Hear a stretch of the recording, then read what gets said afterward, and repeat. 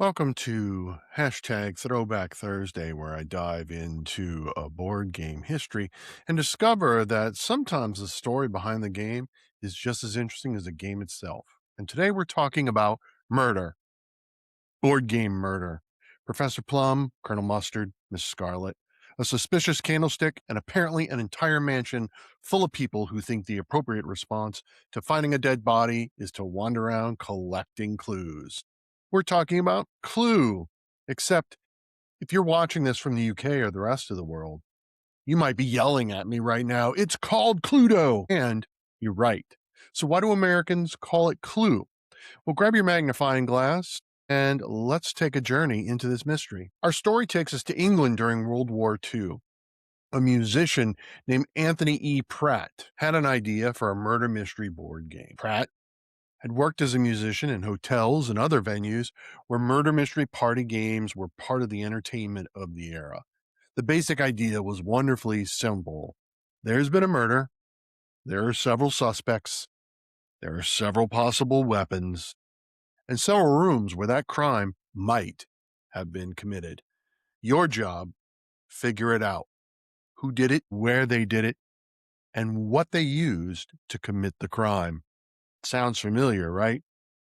The game eventually caught the attention of the British game company Waddington's. And that's where our naming mystery begins. When the game was released in Britain in 1949, it wasn't called Clue, it was called Cluedo. And the name is actually a little board game joke. Cluedo is the combination of the word clue and combined with the word ludo. Ludo is Latin fludo. When the game crossed the Atlantic, Americans weren't nearly as familiar with the name Ludo. So the joke didn't work. In the United States, when Parker Brothers brought the game to the US in 1949, they made a very simple decision. Forget the wordplay, forget Ludo, just call it Clue. Short, simple, very American. And then it tells you exactly what you're supposed to do. Look for clues. So from that point forward, players on opposite sides of the Atlantic essentially had the same murder mystery game with two different names. To this day, Americans still call it Clue, and the rest of the world calls it Cluedo. So there you go. Mystery solved.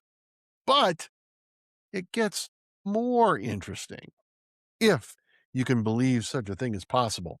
The original concept went through changes before becoming the game millions of people recognize today. Characters, weapons, rooms, other details evolved during development.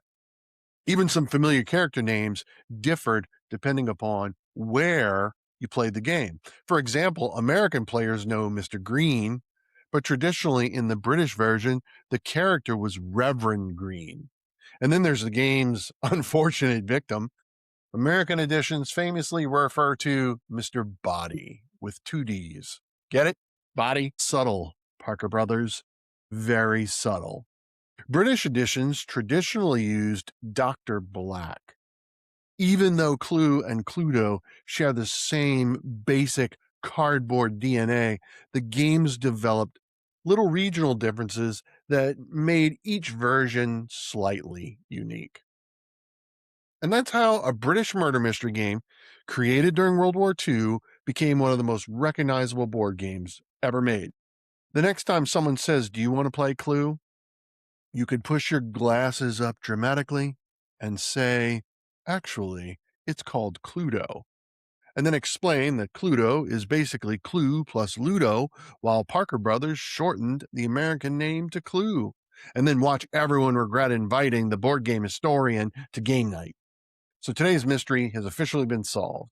It was Anthony Pratt in England with a really clever board game name. And now, until next time, this is PJ with Meeple to Meeple, hashtag throwback, tag Throwback Thursday. And please keep Colonel Mustard away from the candlesticks. Let me know what game you want me to dive into next and post that in the comments below. As always, be kind to each other and let's play more games of Clue or Cluedo.